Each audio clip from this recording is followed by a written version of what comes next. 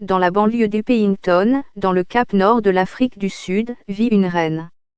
La reine est âgée et lorsqu'elle mourra, ce n'est peut-être pas seulement elle qui disparaîtra, mais tout un royaume. Katrina ESO a 88 ans. Sa communauté l'a couronnée reine du NNE occidental, Komani, San en 2015. Un an plus tôt, Jacob Zuma, alors président, lui a remis l'ordre national du Baobab en argent. Au cours des 8 décennies précédentes, ESO est passé largement inaperçu. Son peuple, les San dont les NNE occidentaux, Komani, constituent un groupe parmi d'autres et doué pour cela. Leur survie en dépend, d'abord pendant les innombrables siècles où ils ont eu l'Afrique du Sud pour eux seuls, vivant habilement de la terre en tant que chasseurs-cueilleurs. Et ensuite, avec l'arrivée d'autres groupes, pour échapper à la surveillance de ceux qui leur veulent du mal. ESO est né dans la ferme où travaillaient ses parents.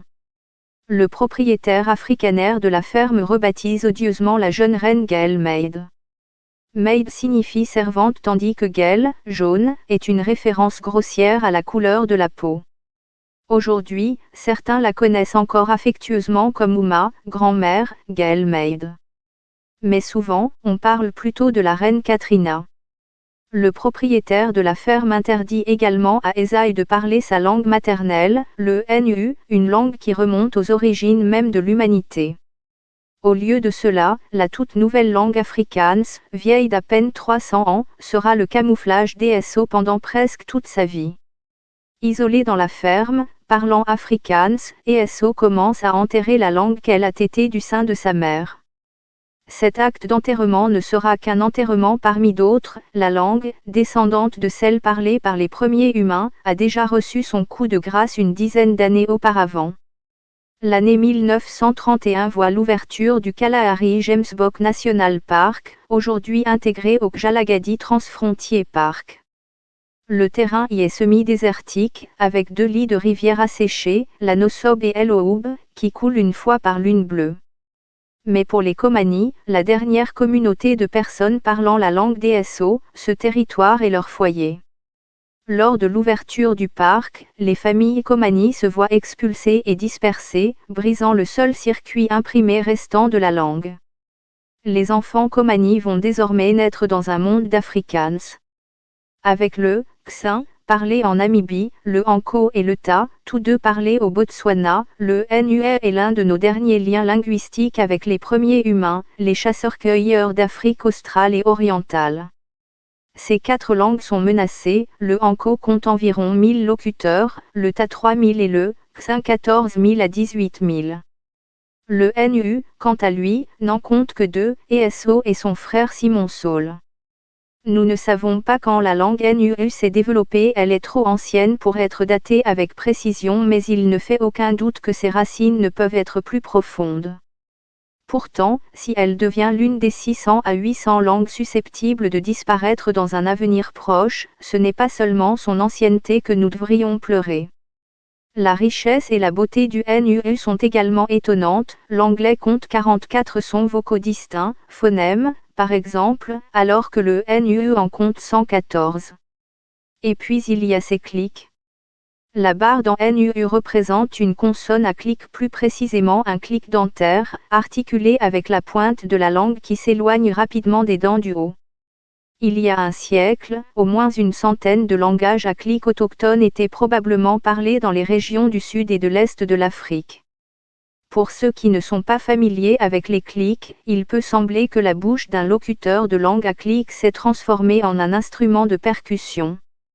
Il faut savoir que le NU fait une distinction significative entre 45 clics, entendre la langue parlée couramment, c'est assister à un feu d'artifice linguistique. La star du répertoire de clics du NU est le clic du baiser bilabial, phénoménalement rare, qui ressemble étrangement à un baiser aérien et qui ne se retrouve que dans 2 des quelques 7000 autres langues du monde. L'une d'entre elles est le Ta, qui compte 111 phonèmes de clics.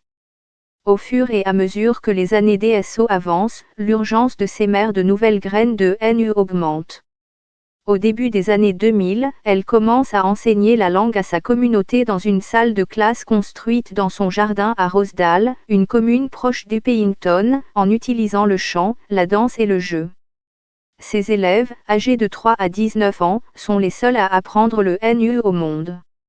Depuis quelques années, d'autres personnes soutiennent les efforts d'ESO.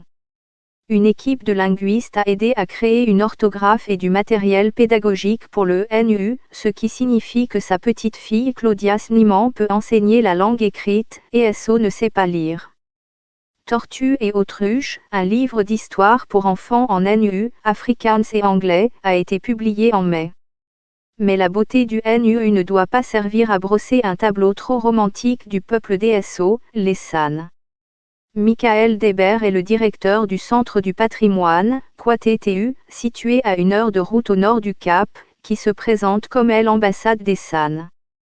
Il explique que le centre, qui propose également un hébergement, est un antidote à l'image couchée de soleil, silhouette et gens souriants des San. Les établissements avaient l'habitude de promouvoir cette image de chasseur-cueilleur vachement nu, explique Deber. Tout ce langage le dernier survivant, rencontre unique, venez le voir pendant qu'il est encore là. Les leaders qui ont fondé KwaTTU en 1996 disaient « Ce n'est pas notre histoire. Notre terre nous a été enlevée. Nous avons eu une histoire vraiment difficile. Là où vivent les San, on dirait une terre inoccupée, ajoute Joram Bar-Wizeb, un San du groupe namibien EOM, qui est coordinateur du patrimoine à KwaTTU. La terre, c'est la vie.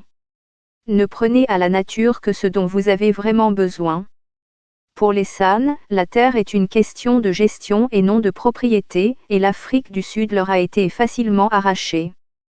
Dans les années 1980, on m'a dit qu'il n'y avait plus de bushman, raconte Deber. Et voilà que 40 ans plus tard, j'ai fait carrière en travaillant uniquement avec les San. Comment le mesurer et qui décide? Le Sa auquel il fait référence est l'identité San. Le mot San lui-même est un exonyme pour les premiers habitants de l'Afrique du Sud. Il a été introduit par les Kwakwa, un peuple arrivé de l'actuel Botswana. Le terme bushman, quant à lui, est une traduction de Boesman, nom donné par les Hollandais qui se sont installés dans la région à partir du milieu du XVIIe siècle aux chasseurs-cueilleurs. Mais si les langues et le mode de vie des San ont été en grande partie effacés, leur peuple continue de vivre.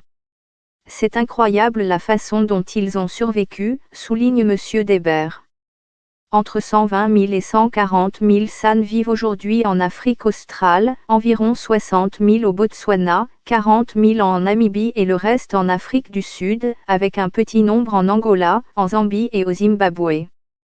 KwaTTU représente les San tels qu'ils sont aujourd'hui, des survivants qui n'ont pas de terre à eux pour pratiquer leurs traditions. Shenacha, qui a travaillé aux côtés de son collègue linguiste Mathias Branzinger pour établir une orthographe NU avec ESO, estime que le centre dégage une énergie particulière grâce à son rôle de lieu d'apprentissage tant pour les San que pour les visiteurs.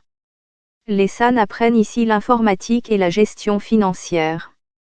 Mais ils reçoivent également une formation sur la manière d'utiliser les connaissances traditionnelles comme l'ethnobotanique pour l'écotourisme. Ils mettent ensuite leurs compétences en pratique avec les visiteurs, explique Cha. Nous avons adoré notre visite à travers le Fimbo, avec un guide San qui nous a montré les plantes qu'il utilise en médecine traditionnelle ou comme nourriture. Les visiteurs de KwaTTU rencontrent des San à tous les niveaux, guides touristiques, serveuses, commerçants, ajoute Deber. C'est magnifique d'entendre les histoires de la bouche même des San. Les San sont très timides, dit Wizeb. Ils ne veulent pas dire « je suis un San ». Seules quelques personnes disent « je suis un San ». Pour avoir un aperçu de leur exclusion, il faut savoir que l'Afrique du Sud compte 11 langues officielles et qu'aucune d'entre elles n'a de rapport avec le premier peuple du pays. Il est rare, en outre, que les San aient des droits fonciers ou un accès aux ressources naturelles. Lorsqu'on leur accorde l'usage d'une terre, celle-ci est généralement partagée avec des éleveurs de bétail qui la surpâturent. Elinor Sisulu, directrice exécutive de PUCU, la Fondation pour la littérature enfantine à l'origine du projet de livre d'histoire pour enfants NU, est parfaitement consciente de la politique entourant l'identité SAN. Le paradigme de l'édition occidentale a été très exploiteur à l'égard des langues indigènes, dit-elle. Katrina ESO est l'experte, et nous avons été très clairs sur le fait qu'elle doit être rémunérée. Nous tirons tout profit de ses connaissances. Elle devrait être reconnue en tant que professeure, mais le paradigme académique ne reconnaît pas le savoir original. Nous sommes impuissants maintenant, dit Bar-Wizeb. Il y a 2000 ans, les SAN étaient si puissants, mais maintenant nous sommes des spectateurs qui regardent les gens détruire la terre. Si la montagne de la table pouvait parler. Elle a été témoin de beaucoup de choses, depuis la pointe de l'Afrique, nous avons peuplé le monde entier. Il est très important que nous soyons reconnus d'une manière ou d'une autre. Mais il y a une lueur d'espoir à l'horizon. Le 1er avril, la loi sur le leadership traditionnel et San entre en vigueur, ce qui permet aux représentants San et Kwakwa d'avoir leur mot à dire dans les chambres nationales et provinciales des chefs traditionnels d'Afrique du Sud. Cela nous donne le pouvoir de négocier de l'intérieur, indique Bar-Wizeb. S'ils permettent au processus de se dérouler, vous êtes vous-même devenu un législateur. La loi pourrait finalement faciliter les futures revendications territoriales des SAN. Une personne qui n'a absolument pas peur de dire je suis un SAN et TSO, reine d'une Afrique du Sud dont elle espère vivement qu'elle ne mourra pas avec elle.